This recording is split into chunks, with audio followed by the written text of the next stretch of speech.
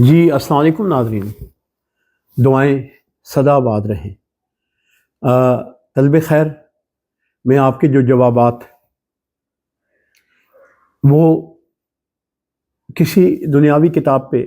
مبنی نہیں، یا قرآن سے ہیں یا وہ حدیث سے ہیں یا سیرت سے ہیں یا معصومین علیہ الصلوۃ والسلام سے۔ اب میں ایک گزشتہ کئی دن پہلے رد نجوم پہ تو انہوں نے کہا جی آپ قرآن سے، میں کہا جی میں قرآن سے بھی ثبوت دوں گا۔ بڑی کال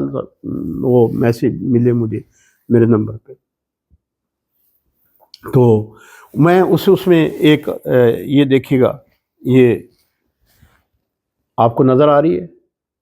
کتاب نہج البلاغہ، ٹھیک ہے، اس کا خطبہ ہے 77 جی، ٹھیک جی، اس کا میں آخری حصہ پڑھ رہا ہوں۔ یہ اس وقت ایک بہت بڑا منجم تھا، عفیف بن قیس، اس نے کہا یہ مکالمہ مولا علیہ السلام سے تھا،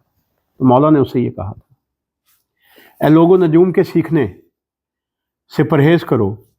مگر اتنا کہ خشکی اور تری میں راستے معلوم کر سکو۔ یہ میں علیحدہ اپنے پروگرام میں سنیے گا، بحث کروں گا، اس میں گفتگو کروں گا، کیونکہ خشکی تری میں آج جتنے یہ سمندری جہاز ہیں، یہ دریاؤں میں کشتیاں ہیں جو بھی چلتی ہیں، رات کو جو چلتی ہیں ستاروں کے دیکھ کے چلتی ہیں، ستاروں کی اس کی، یعنی کہ یہاں تک کہ دیہاتوں میں اب بھی کچھ لوگ ایسے ہیں جو ستاروں کو دیکھ کے نا آسمان پہ دیکھتے ہیں اور ٹائم اپنا معلوم کر لیتے ہیں کہ تہجد کا ٹائم ہو گیا، فجر کا ٹائم ہو گیا، کون سا ٹائم ہو گیا جی۔ یہ ہے کہ خشکی اور تری میں راستے معلوم کر سکو جی، اس لیے کہ نجوم کا سیکھنا کہانت اور غیب گوئی کی طرف لے کے جاتا ہے، کہانت